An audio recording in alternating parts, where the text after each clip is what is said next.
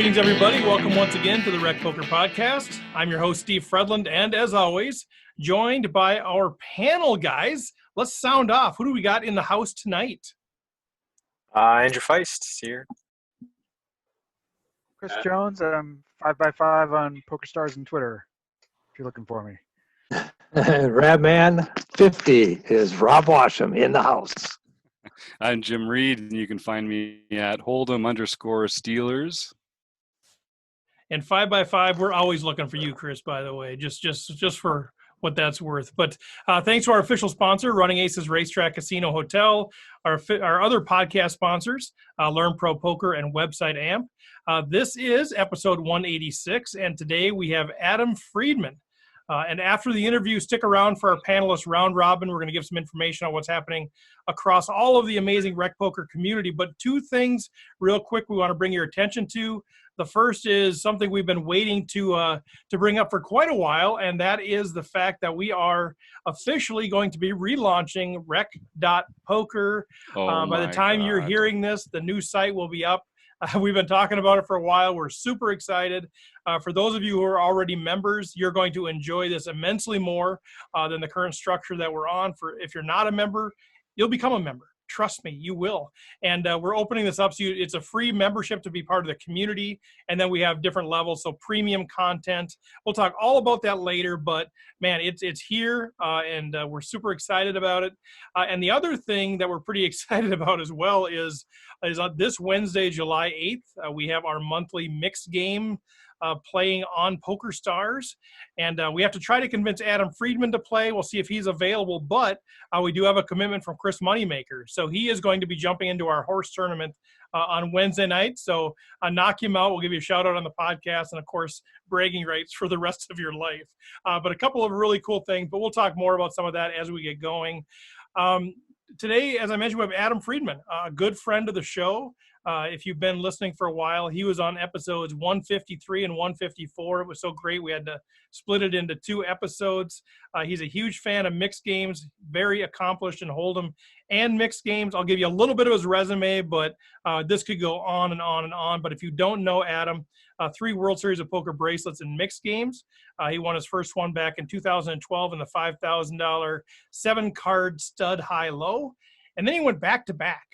2018, 2019, winning the $10,000 buy-in Dealer's Choice Championship 6-handed. 293,018, increased it to 312,000 in 2019. Obviously looking for a three-peat this year. We'll see what happens there, but several other final tables at the World Series. But he's also a wonderful no-limit Hold'em player as well. I've had the opportunity to cover the MSPT, and I watched him take third in a tournament in Cleveland at the Jack Casino Cleveland. And then the next year he took third again, and then the next time they ran it 6 months later, he won the sucker. So pretty well accomplished, all told about $3.1 million in Hendon Mob earnings. And that may have been the longest introduction to a guest I've ever given. So with that, why don't we bring in Adam Friedman. Adam, thanks for joining us. Glad to be here. How's everyone doing? We're doing well, man. We're doing well. Now, are you in Ohio right now, or where are you at? Yep, in Columbus, just going along with life. I can say I have never experienced June. I've never experienced the first 2 weeks in Ohio since I was 22 or 23. So this is new. This is definitely new. I mean, right now would be what I think the main event would be going on about now. Yeah. Which means in all likelihood I'd probably be knocked out in order to be I'd be playing cash in Bellagio. But you know, so it'd be one or the other right now. This is the time of year that I play cash at the Bellagio after busting the main. Yeah. Well, how weird is it? I mean, let's start there. How weird is it? You bring it up that normally that's part of what you're doing, but I'm assuming you have sort of a rhythm of preparing for the World Series and that sort of thing. Like, how different is it this year than other years for you in your game? Weird is definitely an understatement. This is, like I said, I haven't been here since I was 22. I'm 38 now, and to say that I guess I've really gone with the flow of things the last 15 years. I never really realized how true that was until just being more or less stuck here. I never, like I said, never experienced summers in Ohio since in between years when I was in Indiana, essentially going to school. It's usually I'm an hour later than I guess all you guys right now. It's 7:35. 735 would normally be so it'd be 435 in Vegas.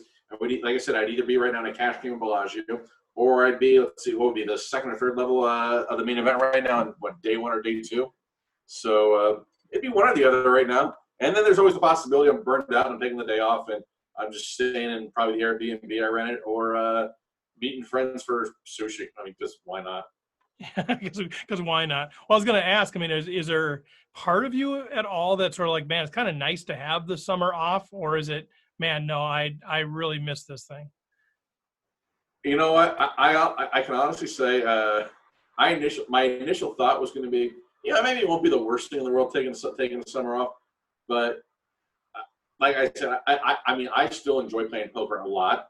I don't have that initial love that I had like the first year or two when you're first discovering everything, but I can honestly say I absolutely miss it. I miss playing all the big cash games at Bellagio.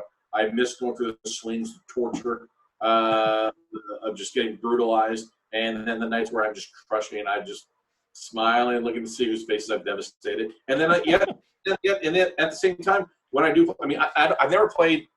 Again, I don't play a tremendous amount of tournaments compared to at the Rio. Maybe on average 15 to 20 events, which I guess is a good amount, but it's not a full schedule by any stretch.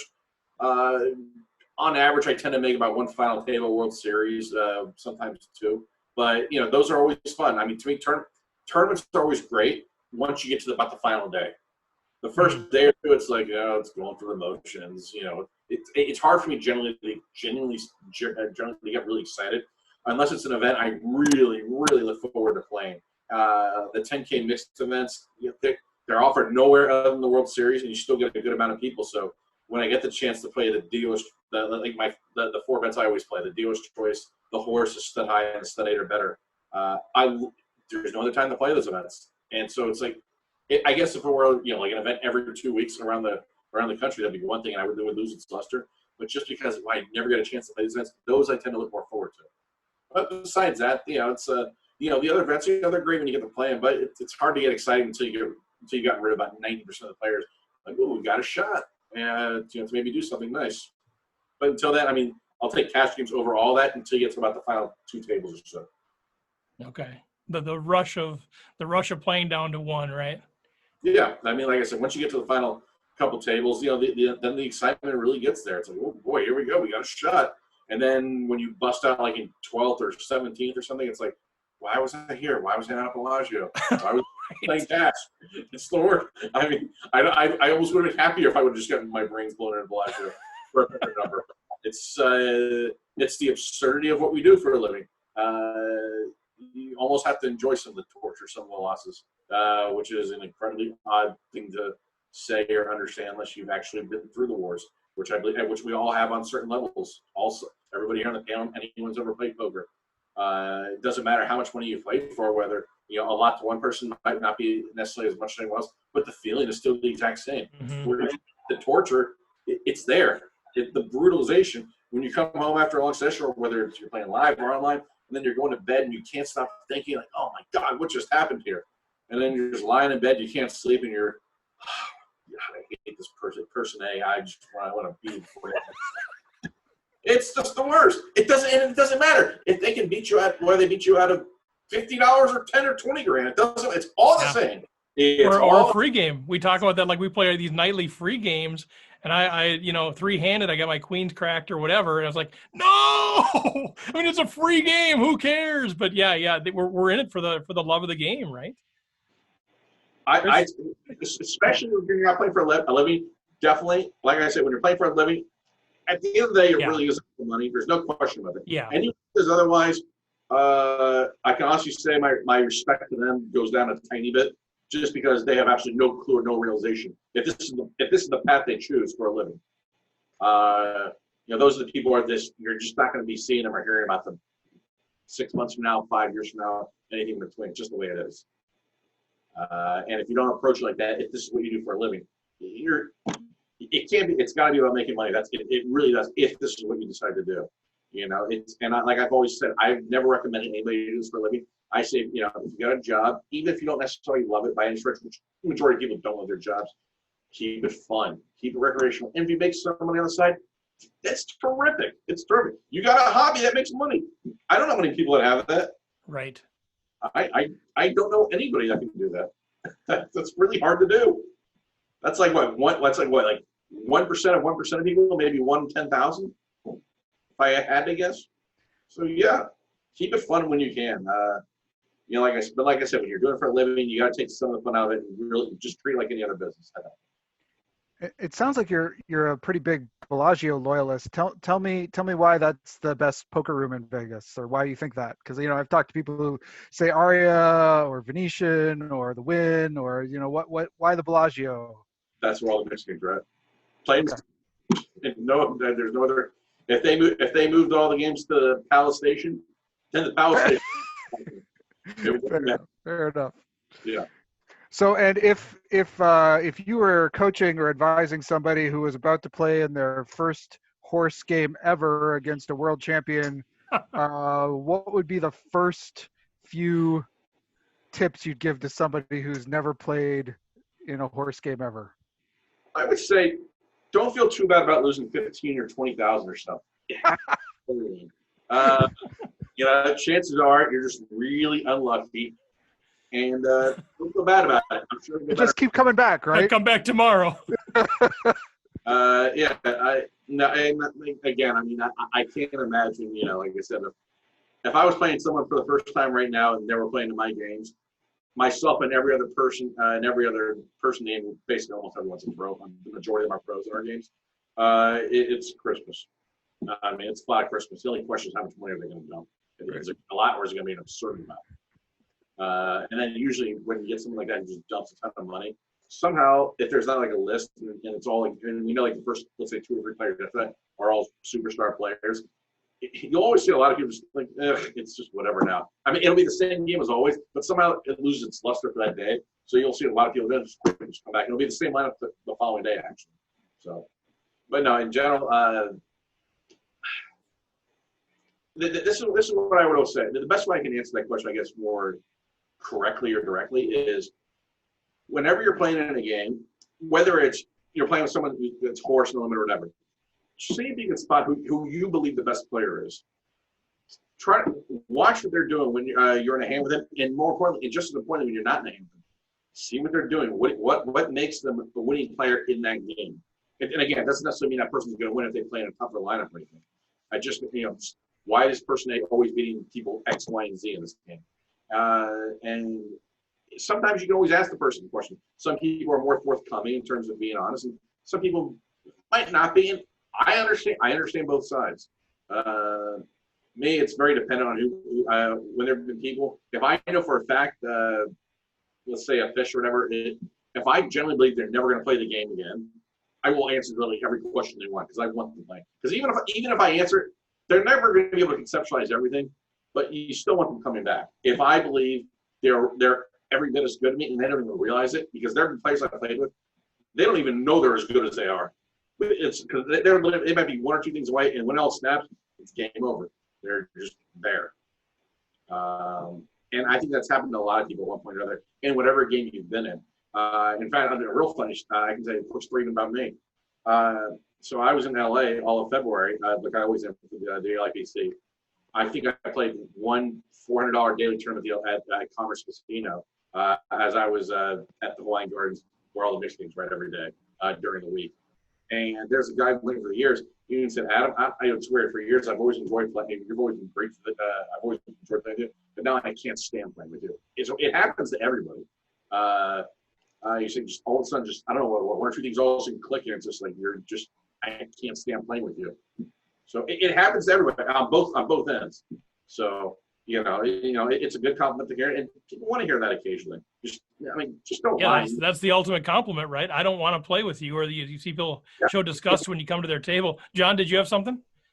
Well, yeah. First, I just wanted to mention that you actually inspired us. Last time you were on the podcast, very shortly afterwards, we started up our mixed game series. So now once a month, we're playing mixed games, trying to get everyone introduced to them. For several people in our group, it's been their first time playing these mixed games. Some of them have even decided to play them cold, meaning they aren't doing any studying or don't even understand the rules of the game beforehand.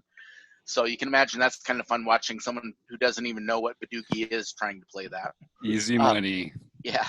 But mostly what we do here are tournaments, which are, obviously different than cash games. And one of the biggest differences in tournaments, in no limit tournaments versus limit tournaments, are when you are short stacked, because you can't exercise the leverage of your full stack.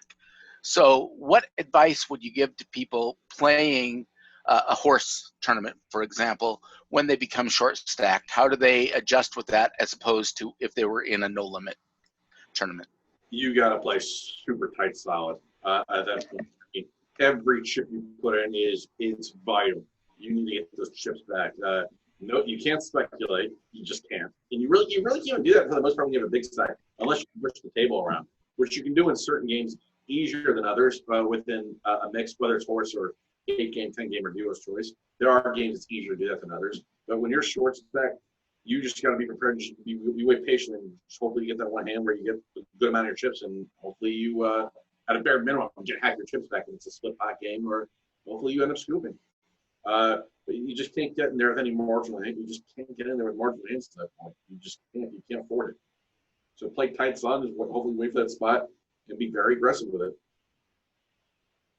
That Sounds good. That for the most part is. I mean, there's always small exceptions where things in there, but as a general guideline, that's probably what I think what's ideal. Of course, the best approach, I assume, is to not become short stacked in the first place. But I've been this for every tournament that I've ever. I haven't won like a lot of limit tournaments by any stretch, but I can definitely say I have been short stacked in every one. And obviously, in every tournament I've lost, which is again almost all of them, except for 10 of them or whatever. I was short in all those too. I unless there was a massive fall and no limit, and limit, everyone gets short in limit. It's just inevitable. So yeah, you got to play really tight solid and just wait for your spot. Andrew, did you have something there? Yeah, I was just curious. So with the possibility of summer camp not happening, which summer camp being the WSOP for most of us, what are you doing in Ohio to keep your game sharp? Because I'm guessing you don't have a whole lot of access to online games. I'm just kind of curious as to what you do to kind of keep your game sharp. Play a little bit where I can online.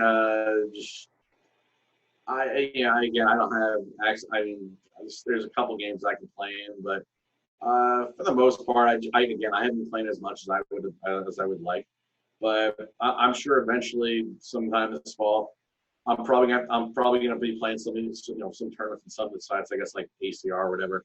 And then probably after a week or two of playing no limit events, I'm probably gonna be done. But I'm just like, all right, I'm just good at it. Because like I said, for the most part, I find no limit not as fun as the other games, and again, it makes it very limited and it's hard to find online. Yeah, we all know what he's been doing, guys. If you've been playing the home game, you know that he's been jumping on our home game every night, 8 o'clock Central, under the name Magra 44. We all know that that's what he's been doing. So, it's a little inside joke there, Adam. But so one of the things that we talked about when you were on here before, and we've talked to other mixed games people, other mixed game specialists, and they would say, it's good for no limit hold'em players to learn mixed games because it's actually going to help your no limit hold'em game as well. Talk a little bit, maybe elaborate on that. Why is that? Like, what are some of the things that, you're introduced to or that you're experiencing in a mixed game that is actually going to translate well for those of us who are trying to improve our focus on no limit hold'em tournaments? I mean, I've said for years, even people that just, let's say, play no limit tournaments exclusively, for a living, or that's just the only type of poker they enjoy playing recreationally. Every single game can help you in every other format of poker. For whatever reason, there could be a concept you learn if you play in Stud 8 or better, you end up learning that you can apply to pot limit Omaha. There could be something in a Deuce of 7 pot limit triple draw that somehow applies to Badugi. Tiny concepts here and there that sometimes you end up fearing the nuts more by playing some other games. Sometimes you learn, I can be more liberal in certain aspects. There's always tiny things that just can jump from one game to another. You would just think, wow, there's just no direct correlation to it. But there are always some are direct, there are even some indirect things.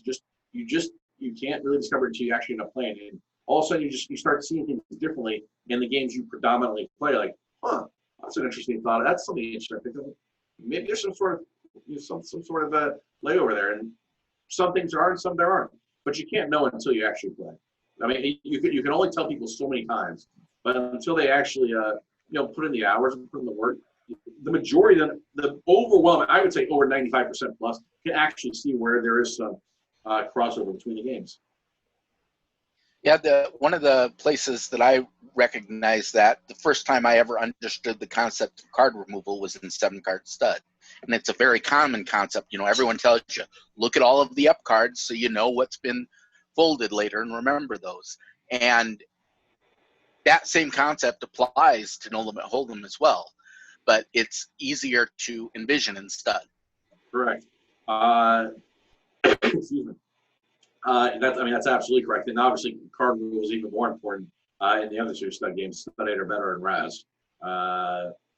As I've gotten older, I'm probably 95% as sharp as I was at my peak, so I can't always remember everything in Stud High, which I still consider my best game for now, for probably not much longer. But yeah, I mean, when you start seeing, let's see, if you got these cards, this person can't, if he's trying to attempt to represent this hand, well, and it's much more likely since I've got this card and this card, and you go from there. But yeah, so you just, but you're right, like, it might not be as important in No Limit Hold'em as is the stud, but a concept you might not have necessarily even figured out or understood before. Just like, oh, look at this. This actually can help a little bit when you're trying to narrow up maybe a specific range someone's trying to represent when they're playing No Limit Hold'em. And I heard you just talking about you feel like that's your best game. Is your favorite game your best game, or is your favorite game different, and why? What makes it your favorite game, or what makes it your best game? I mean, I would say what makes my best game is strictly, I just believe it is. I can't really know how to really answer it.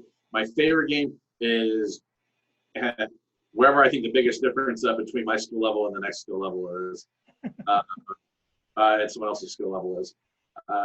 It was actually pretty funny at the, like Sean Deeb actually said something to me. We actually played together in February and we hashed out some of our minor differences that we had over last summer. And, he said at the final table, he said, he said, Adam thinks 7-card stud's his best game, but it really isn't. I knew what he was saying, which most people wouldn't have. It had to literally reflect. We spoke about that, and he knew exactly what I was talking about. It's like, if this is my stud high game, let's say my Badusi, or I think my next two best games might be Badusi and Badesi. My Badusi Badesi might be this much here, but let's say here's the stud and stud 8, and let's say maybe where everybody else is. Here's Badusi Badesi. Here's everybody else that's off the screen.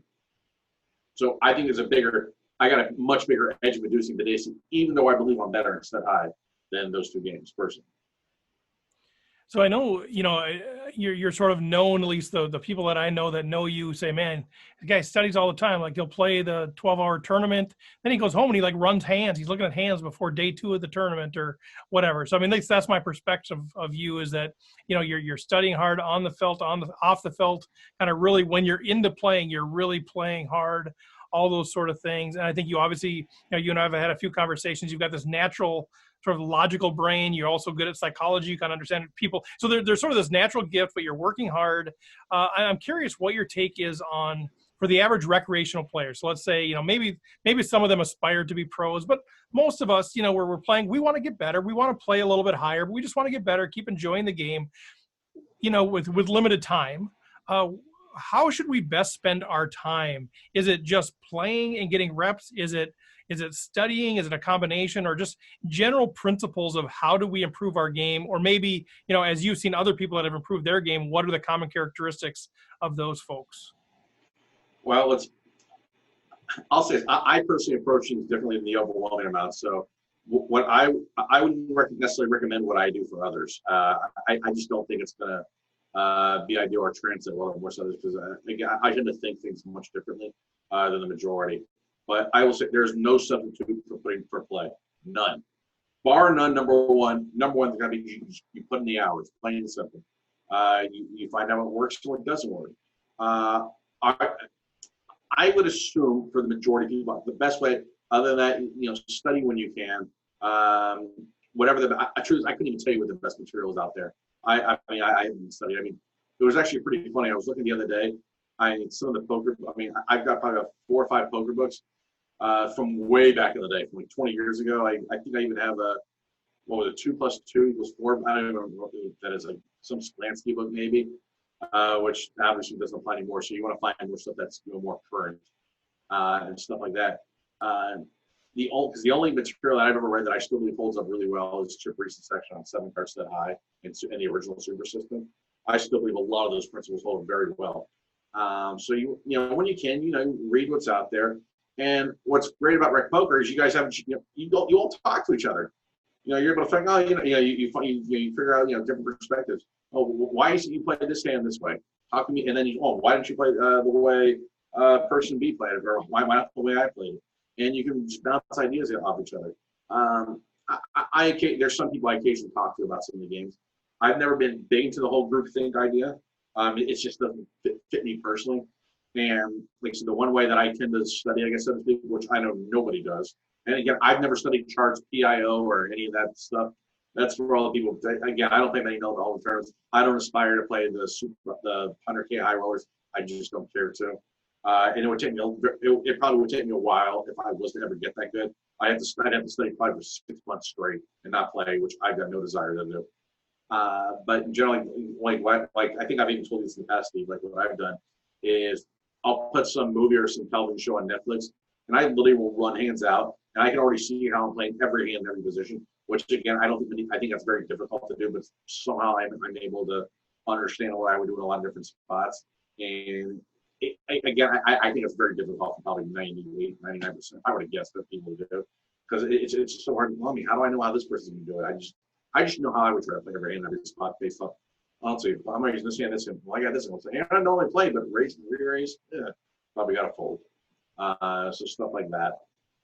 Again, it's not something I really recommend for people. I would just say above all, put in the hours and just play. That's without question predominantly number one. And a big drop off between studying. Number two is there's a very big drop off in my opinion after that. Now I see you, when I've had a chance to cover some events and I've been able to watch you run deep in a lot of these tournaments. And, a lot of times it feels like you're so deep in thought, not necessarily even when you're in hand, when you're out of a hand. Now, sometimes you're walking around or whatever, but it feels like there's these times, these periods of times where it might be a half hour, an hour, where it just looks like you're just like there. Now, either you're dreaming about something else or you're thinking really deeply about those things. I know, this is out of context, but I always want to know, like, what are you thinking about in those moments? If you're, in general, like, what's sort of consuming your thoughts when you're not, like, in a hand right then? Are you thinking about the players? Are you thinking about the tournament situation, the phase of the tournament? I don't know. Like, I just want to know, like, when you're deep in thought and it's not about a particular hand that's going on, can you sort of categorize what it is that you're thinking about? It could be a lot of things. I could just be wondering if it's going to be raining tonight on some couch. It doesn't look like that, but maybe it is. Oh, in Jack Cleveland, I mean, some of those nights you saw all that. Right. I'm trying to think where I'm going on my dinner break, actually. So yeah, it's pretty brutal, actually. No, but in all seriousness, I can say a couple things. One, depending on my stack size, I'm already trying to think what hands I want to play in certain positions and so forth. I'm basically trying to stereotype every individual at the table based off the hands that I've seen them play, and if I haven't seen them before, I'll stereotype just based off maybe half the times how they're dressed, what they're looking like. I'm looking for all kinds of things, and I might look at that, before I actually see them play, and go from there. It's obviously not foolproof by any stretch, but I try to put people like, this person is just way too loose and pays people off already seeing too much. This person, I can raise his line even on my short stack because he's just not going to defend unless he has it. So I'll try his line. I'll definitely try to attack when possible. This person, he's going to give it away. Just got to be really patient. Just give him a tiny bit of rope in the right spot, and bam, we'll get my double up or I'll bust the guy. So are you are you one of those guys that always kind of knows how many blinds everybody has in the tournament at all times? Is that part of your thing? Are you? I'm definitely trying to keep aware of stack sizes, especially later on I get into a tournament. I mean, are you like saying, okay, I know that guy's got 42, he has 33, he's got 57, or is it just sort of like small stack, big stack? Yeah, I mean, I'm not going to try exactly, especially if it's earlier in the middle of the stages. I'm not going to try to get it to an exact, because you're so far away at that point. For forget about winning. Just even thinking about the final table at that point. So yeah, you just want to be wherever you're at. Are you the big stack of the table, so where you can, or do you have to tighten up a little bit? Just the best player in your direct is the person you perceive as the best player. I'm not saying if you're not ranking yourself potentially is the best person you perceive the table on your direct left or direct right. You got to tighten up a little bit because he might take advantage of you if you start playing a little too wide. You're just too good. He's just going to screw it, and you're going to leak chips that way. So yeah, you need to be aware of what's going on. And sometimes, more so, say if I'm playing like an SPC tournament, maybe as opposed to some of the events of the World Series, I can basically do it all like sometimes as little as 90 seconds sometimes, which is really absurd. But sometimes I'm at the Washam, I gotta be on my game all the times if I'm at just really brutal tables. But yeah, you don't want to take anything for granted. You don't want to underestimate people. That's how you're gonna be in terms when you sort of getting too full of yourself. Yeah. Chris? Yeah, so speaking of sort of estimating people and underestimating people, we often ask our guests who are sort of no limit experts, what are the biggest mistakes they see rec players making? How can you, sit down at a table and say, boy, this is a good table because there's a bunch of fish here because they're doing X, Y, Z. In a mixed game, when you sit down in a mixed game and you see a player doing, X, Y, or Z, and you're saying, licking your chops saying, this is a great game because this player is doing this. What are they doing too much? How do you identify that fish at the table pretty easily? I mean, it could just be the hands you see. I mean, for the most part, I would say just what hands are you seeing them play.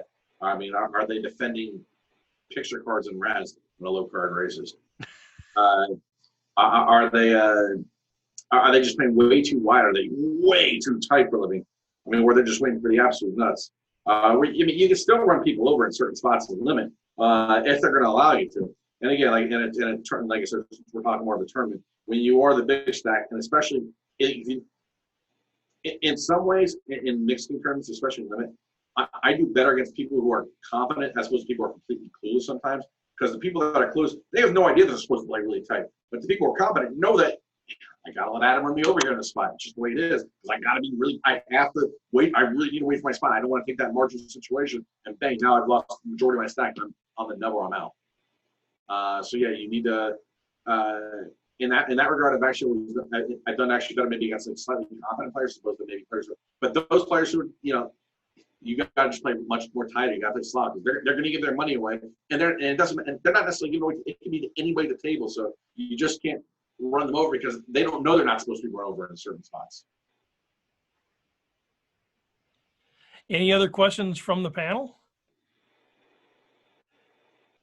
All right, guys. Well, let's, Adam, I guess as we start to wrap up here, we try to keep these, 30, 40 minutes. So as we start to wrap up, as you have a chance to address RecPoker Nation, now a lot of these folks are tuning in because they heard you before, like, I want to hear more from Adam. What other advice would you have for those of us who are learning the game, whether it's about learning the game, whether it's about bankroll management, whether it's about enjoyment of the game, learning it in community, whatever it might be. Here's your chance to address our audience that are all waiting with bated breath to hear what Adam Friedman just might tell them with his Unabomber beard from Ohio. but no, I mean, as we sort of wrap up here, what final messages would you have for the folks? Generally speaking, I think one of the biggest mistakes you'll see amongst recreational players, they play way too many hands. You want to build a solid foundation. I think it's very difficult to be. There are some people, they can just do it. They can play super loose and learn from their mistakes right away.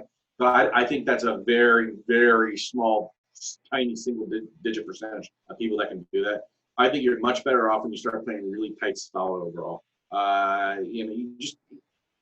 Nobody wants to get buried. I mean, most people are initially going to lose when they play new games. It's just the way it is. There are those very few exceptions of people, they just got it.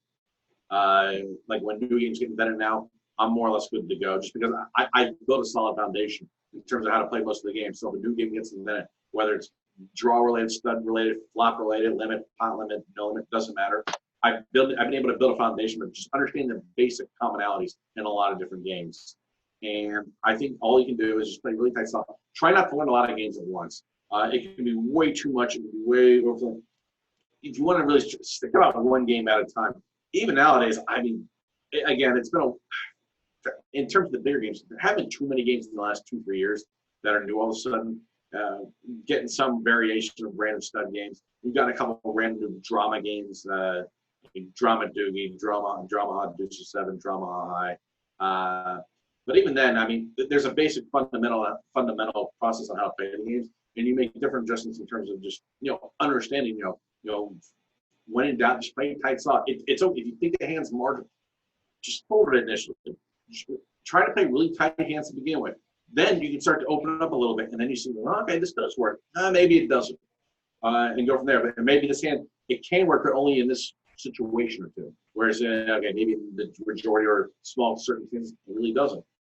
So I think for the most part, you want to really play tight, solid. In the overall, especially in limit games. I mean, there's only so much you can do, when you're playing limit. Sometimes you are completely handicapped by the cards you've got, and that's just all there is to it. I mean, it's like if you're playing Raz and all you do is add a picture card every time face up. Doesn't matter what you have. People are raising it. Look like you can't do anything. Don't just be like, I've had it. I can't take it anymore. And then tight player raises with 2 low cards behind them. Like, I can't take it. I got a 10 up. I'm going to play 2-4 in the hole. Okay, well, that person, granted, you could always win the hand, but you're already taking 3-2 or a little bit worse than to begin with. I'm sure that'll really work out well long term. Of course, you can win the hand. It can happen. You're going to win a percentage of the time, but more often than not, you're just going to burn money, and that's just all there is to it. Good stuff, man. So as we wrap up, any dates on the calendar, any tournaments on the calendar at all? I mean, I know everything's kind of up in the air. Is there anything out there that you're saying, man, I hope this opens up by such and such a date because I really want to play such and such, or is it just let's just see what happens? Well, I'll be honest, the majority of my fun is right now, and it would be finishing up. So, I mean, I enjoy playing MSBT tournaments when they're around, especially when they're within a nice little 2-hour drive up north to Cleveland. or if I'm flying out west LA or Vegas, and it's just a one quick stopover, like an Iowa or something. I enjoy doing that. But I mean, like I said, I enjoy cash infinitely much more than I enjoy playing tournaments. So, I mean, like I said, since I don't want to get too optimistic because unfortunately, I know I'm in a very pessimistic group of how long I think this is going to last with COVID-19. I initially said 18 months. I've already changed my mind. I think it's going to be 3 years out. I really do. And truth is, at least with that mindset, if I'm right, well, at least I was prepared. And if I'm wrong, great. Right. Well, Adam Friedman, man, I mean, it's a pleasure. It's an honor. Tremendous player, obviously, great dude. Appreciate you taking the time to enlighten us. We got the mixed game coming up here in a couple of days. We'll connect offline if that's going to work out for you to jump in there and play with us. But either way, man, appreciate you jumping on the show. Absolutely. Glad to be here, and hope I'll be here sometime in the future. And like I said, I'll have a better idea what's going on probably 2-3 hours ahead of time on Wednesday, whether I can play or not, and I'll let you know. Well, we'll watch for you. Just let me know your screen name if you're able to play, and we'll keep an eye out for you. All right, yeah. Thanks a lot, guys, for having me on. I really appreciate it. All right, Adam. Yeah, we're going to stick around here so you can just jump off there when you're able. But thanks again. Thank you, guys. Thanks, Adam.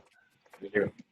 Bye. All right, guys. Good stuff there from 3-time bracelet winner Adam Friedman, mixed game specialist. He's got a unique way of approaching things for sure. What'd you guys think? I'm gonna stake him if he's in the horse that we play on Wednesday. Who do you got? Him or Moneymaker? Yeah, it's a good one. The only time I've ever played horse was with a basketball in my dad's driveway. Yeah. This is going to be a stretch. Yeah. No, go ahead. Well, I was just gonna say I'm gonna front both of their fees. I'm gonna pay for both of their ways in. Very generous. What kind of markup do you think they get in the free home? What were you gonna say, Chris?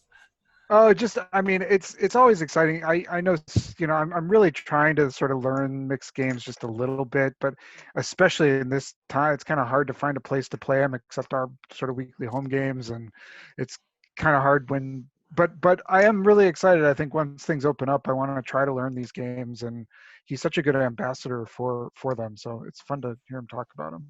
Yeah, and somebody so accomplished. I think it's a name that a lot of folks in RecPoker world don't know because we're so focused on no limit hold'em, that sort of thing. And we hear, who's this guy that's made $3 million and won 3 bracelets? Who's this Adam Friedman guy?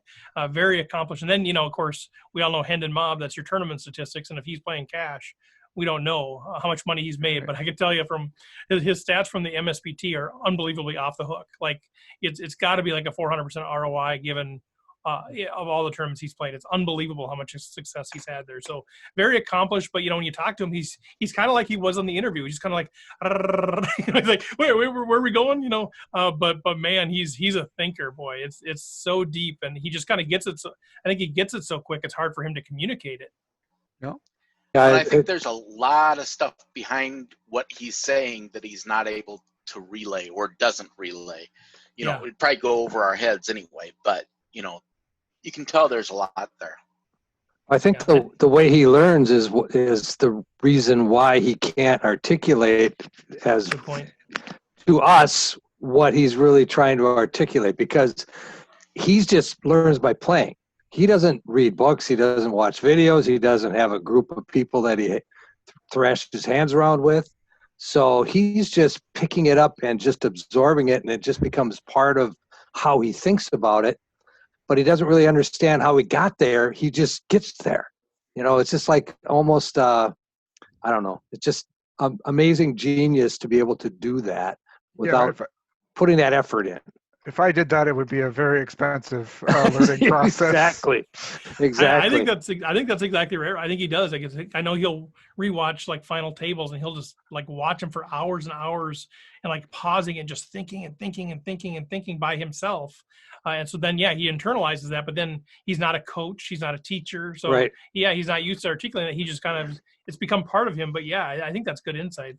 That's his style of learning, and that he even said that like the group thing isn't really for him, because that's not. He can be very introverted, and he likes to learn by himself. But I think you're right. I think that's good insight. Well, anything else on the recap of Adam? Good stuff. Well, let's hit the round robin here. I think we got the amazing John Somsky's up first, if I'm not mistaken. Yes, I am. I don't know that I'm amazing, but I am up. Anyway, the home game, we had our monthly home game last month, and the No Limit Hold'em game was won by our own, none other than 5x5, Chris Jones. There you go, Jonesy, and you're eligible for another pin too, because that's not the nightly one. Bring me a pin. Had to beat my 5-5 too. I had the pocket fives ready to take you out. I'm telling everybody listening, everybody on the panel, don't try to use fives against me. Only I can use them. Don't do it, folks. The blade twisted in my hand. It knew it served another master. It was Chris's hand the whole time. Well done, Congrats, sir. Chris. Well, the other thing, so PokerStars has changed the lineup of games that are available. So as it turns out, Triple Stud was no longer available, so we pivoted, and this month is going to be Horse. All that is it's Triple Stud, which is the RSE portion of Horse, along with Hold'em and Omaha 8 or better.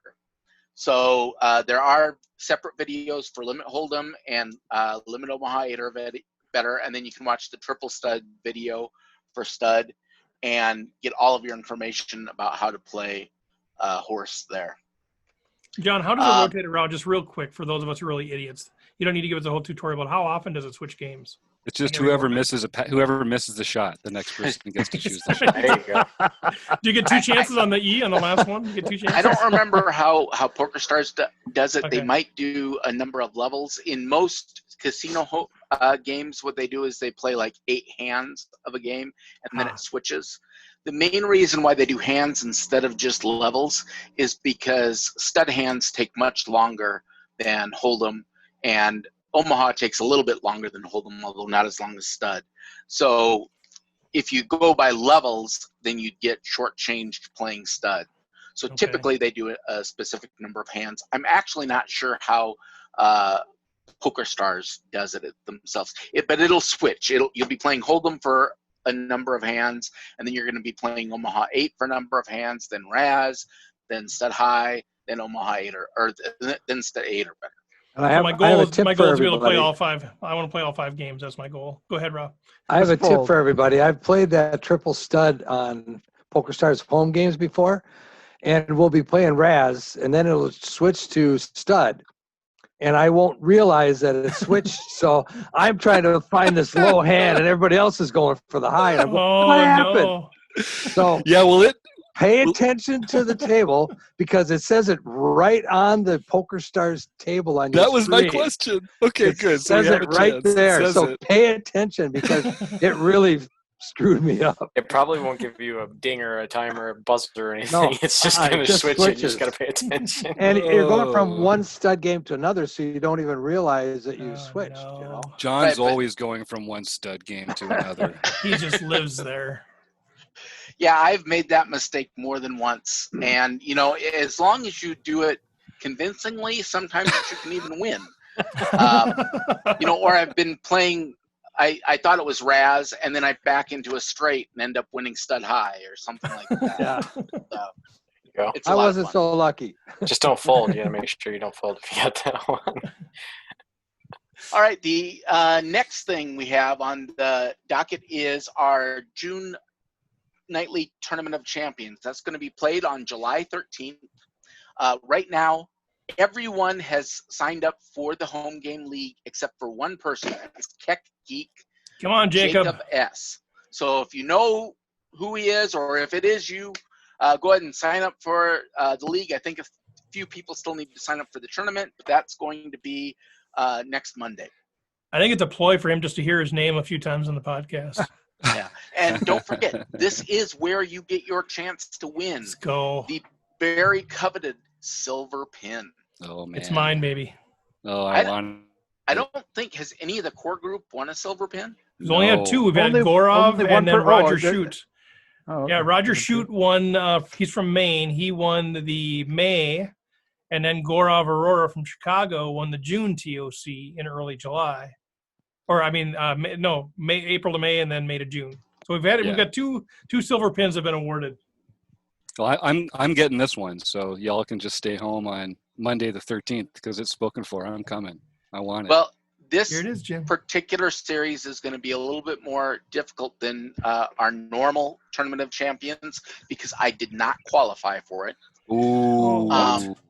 Yeah, so I will be recording, however, the final table, and it will be reviewed by a panel during our end of month strat chat. Yeah, if that's you're a fun. Member. So, That's great. Wait, So John's say that tickling again, on the John. chin.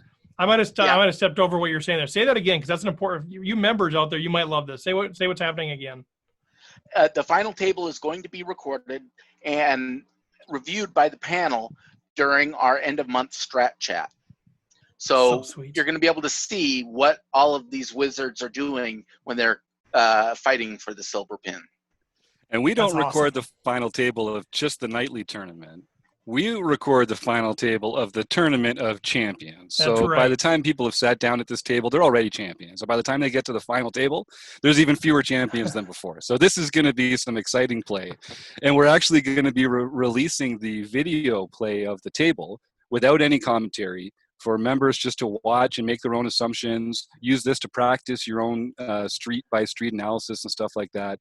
And then at the end of the month in our monthly strat chat, the whole panel will go through and review this play, and you can come join us. If you're on the final table, come join us and tell us why you did what you did or what you were thinking in that time, and we'll all get a chance to learn together. I'm really looking excited to this. I assume there's only like 10 of us in the Tournament of Champions because the Drabeks won like 15 of the ones. So I'd like my chances.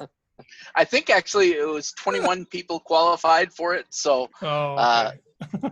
yeah, but the Drabeks had more than their fair share. Yeah, and we'll that's get to more of that here All right. shortly.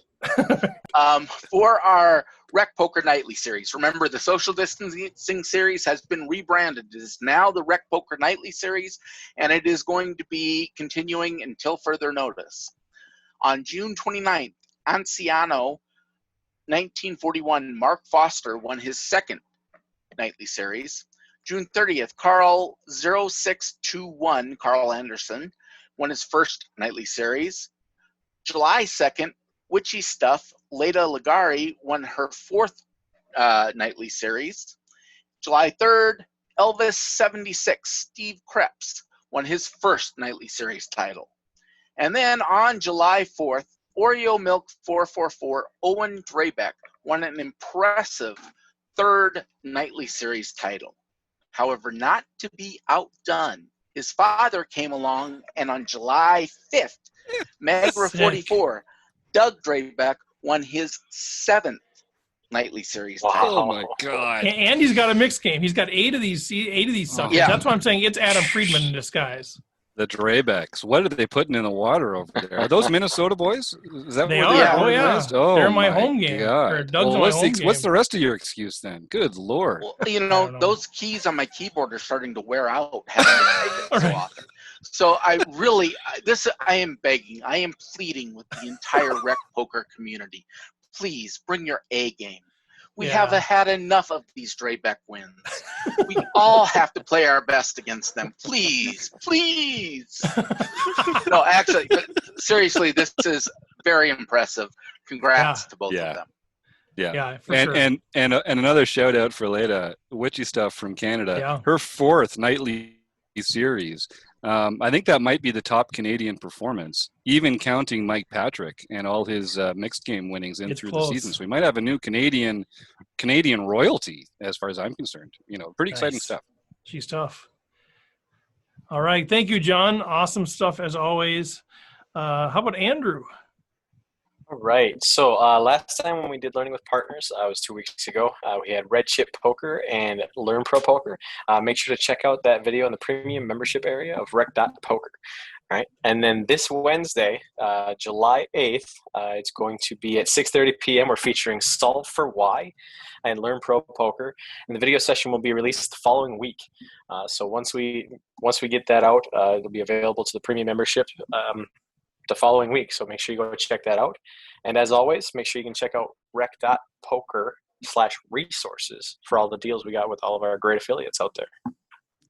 And just to be clear, Andrew, you're doing a great job with that stuff. But you guys, if you're a member at Rec Poker, a premium member, you're getting like an hour plus of content from these world-class providers, as well as all the stuff that we're putting together. So fantastic. We had an opportunity to pull 15 minutes of each one of those out of this thing every month, and they're fantastic. I mean, you're choosing just great segments, super helpful stuff. So way to go, man. Good stuff.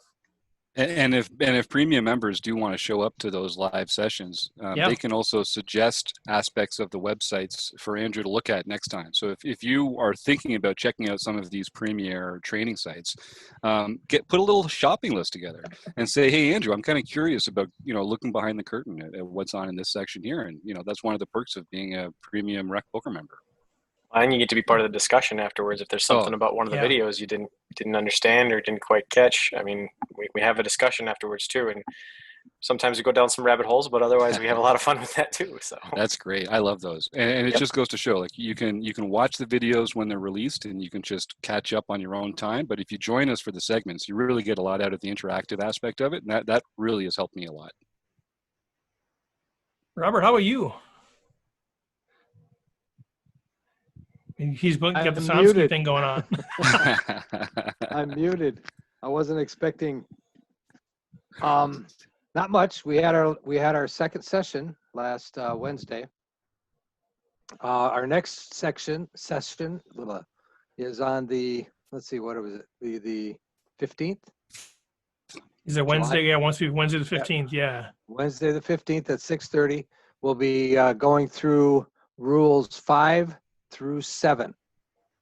It sounds like that's 3, but actually there's a 5A and a 6A. So What, a lawyer write this book or what? Matros a lawyer? Is he a lawyer? Matros? I don't know. No, I thought he was an author. He's a rule writer. There you go. Yeah, rule writer. All right. But anyway, yeah, it's great content, great fun. We've had a lot of interaction with some of the members that have come and joined us. We talk about rabbit holes. We've gone down a few, and it's a lot of fun, a lot of good discussion. So please join us. It's a good time. And Jack Burke, one of our members, sent in this great PDF where he was working on some of the stuff in Matt's book that we were describing. And it's great having that kind of back and forth with the members. We're all kind of working on this together on our own, and then bringing our ideas together to share. And it's just a treat. Yeah, and for anybody that hasn't had a chance to read it or hasn't heard about it, it's a different it's a different way to approach tournaments than you're used to, and it's really awesome. It's just kind of a different aspect to think about, and got my mind turning on a couple of things too. So I should check it out. Yeah, it's a system. Rather than learning all the basic content, you just have to learn the system and then put that into play, and it's going to automatically give you a little more aggression. It's going to give you a little more confidence in the plays that you're making, because you're not worried about. It's really weird. One thing that's weird about it is that he doesn't talk about what the other player has. He's only concerned with what you have. So you don't have to do that deep think about, oh, what does he have here?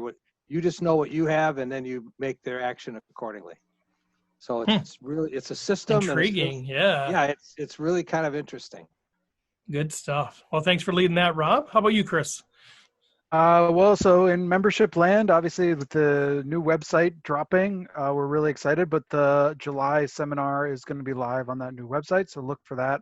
The July seminar is on bluffing. So we're really excited. I think it's some really good content. So it should be, when you check out the new RecPoker, check out the new seminar. And then just a reminder, as we were talking about, on July 22nd, we'll have our strat chat, which will be us as well as any members who want to show up, ask questions. We can talk about other things too, but we'll be going over the Tournament of Champions table, talking about decisions and going through that as a panel. So that'll be really good as well. Man, I really want to make that final table, but I'm nervous if you guys are going to be breaking down my play. Oh, that'll be Dissect that'll be What real is good. he doing? He played it like he had pocket fives. Good stuff. Well, thanks, Chris. I mean, again, the content is unbelievable that you are leading us into producing. It's seriously, if you're not a member out there, you should be, because it's great stuff. So thank you for Chris. All the backlog. If you haven't checked them out or want to become a member, we've got months of backlog of these seminars. They're really designed. They were designed to sort of build up towards what would be going on right now is the World Series of Poker. So like basically the first batch of these was really designed to help you take on your first or improve at going after a big multi-table tournament. Yeah, very strategic in nature. Chris really thought through, how do we get us from here to there in 6 months' time? So very strategic, and I think it's very effective as well. Jim, what do you got for us? I mean, I'm just so excited about the new schedule that we're rolling out with the new website this week. And we've got things happening every single day. So, there's the nightly home game every night. But even other than that, there are seminars, there's the strat chat, there's learning with partners, there's the book study. We do online play and hangs. There's just a ton of engagement opportunities. And those aren't just for premium members. Even if you're a free member at our RecPoker community, we've got free Fridays almost every Friday. We send something out for free with strategic value, and there's postings on Tuesdays that are free. All the forums and discussion groups. There's a lot of great ways to get involved there, and I cannot wait to start meeting some of the new members in the new space. Yeah, and we'll do a special episode or a special release of some kind where we really get into the website, what's all out there, that sort of thing. But it is, like Jim said, it's phenomenal as far as here's the stuff just for anybody, free stuff. Be a member. You can be part of the community with no cost. You want to go to the next level of learning, pay for the premium membership. You get all this learning, more opportunities to engage, all of that sort of stuff. And if you want to go to the next level, we got this thing called the Wrecking Crew, which is really an opportunity kind of to show your wares out there. So really, it's fun, dynamic, and I'll just say, the vision for RecPoker has evolved over the last few years from it's just a podcast, hanging out with Minnesota people, getting to know a little strategy. And over the last few years, it's just evolved into this movement of a community of people that want to learn the game, get better, but enjoy doing it and build relationships and build friendships and celebrate each other's victories. And that movement has just been so fun to be a part of. And finally, we have a tool to help us do that even better. The tool we had just didn't work for what we're trying to do, and we tried to piece it together with that and Discord and Facebook groups. And this is the idea behind this tool is it's just a tool. the goal is not to have a membership site. The goal is to have this encouraging, vibrant poker learning community. And that's what this tool really is. So we want to encourage you guys, get out there. You can get a free membership. I'll say that again. You can be part of the RecPoker community, and that's where you're going to be able to build these relationships, learn together, have the opportunities to come on the podcast or hang out with the panel, that kind of thing. So that's sort of my final 2 bits about the website. But anybody else have, I'm beyond excited about it. It turned out really good. Anybody else have anything with the website? Anything else to add? It's just great. Everybody on this panel contributes mightily. Month in and month out, everyone here has something that they're responsible for. Everyone here takes it very seriously. They put quality stuff together. And I think everyone on this panel here, and Taylor and Mark and a few other people that are helping out behind the scenes, should be really proud of what they're doing. And I just want to say thanks, Steve, for putting this together and taking us on this journey, because we're going some wonderful, fantastic places, and it's been a blast along the way. Yeah, no, it's fun to get it started, but then it took everybody to come alongside and let's go on this journey together. That's way, way more fun than it ever was before that. So it's good stuff. The last couple things, thank you, Jim. The last couple things that I would say is just July 7th, Tuesday, July 7th. So right away, quick turnaround. Tuesday nights, we are doing this online play and hang thing. So every Tuesday night with our nightly home game, you can jump on Zoom. And so we'll have the link out in the community area of the website. So go there, become part of hang out with us on Zoom. And then I think we're going to do a special one on Wednesday night. It wasn't planned, but we've got the mixed game. So we'll do another Zoom out there as well if you want to jump in there. We got Moneymaker out there. Maybe we'll have Adam Friedman. You jump out there, you just hang out. We can all talk in one room, or you can go to breakout rooms and talk to the people at your table. It's just a blast. So take a look for that as well. It's super fun. We've had a great time getting to know each other more than just a screen name. So those are my last couple of updates. If there's nothing else that we missed, chime in if there is. But we'll sign off there. Make sure you go to rec.poker. It's got a whole new meaning when we say that now. Go to rec.poker. Andrew's got you got a Running Aces thing there? What do you got there? I can't see it. Running Aces, you want to talk about their opening up for cash, and they're open up for cash. So yeah, Running Aces is he's showing the sponsorship, one of our sponsors, Running Aces Racetrack Casino and Hotel, and they are now open as of today for cash games. Correct. I think they're planning on running 5 tables, 6-handed, 2 100 Omaha and 4-8, I think is what they were talking about doing for cash. 6-handed tables, plexiglass, and then they're going to just kind of see how it goes from there. So no announcement on tournaments or anything like that. But so one of our sponsors is now open for cash. If you're not afraid of the virus, I guess go support them. If you're going to go play somewhere, support Running Aces. They're our sponsor, and we appreciate what they've done. But also website AMP, Mark Prashant's company, doing great things, and Ryan LaPlante's Learn Pro Poker. They also sponsor the show and everything that we're doing with RecPoker. So thanks to those guys. Thanks again to Adam Friedman. Thanks to the panel, Jim Reid, John Somsky, Chris Jones, Rob Washam, Andrew Feist, and myself, Steve Fredlund. And with that, we'll catch you next week.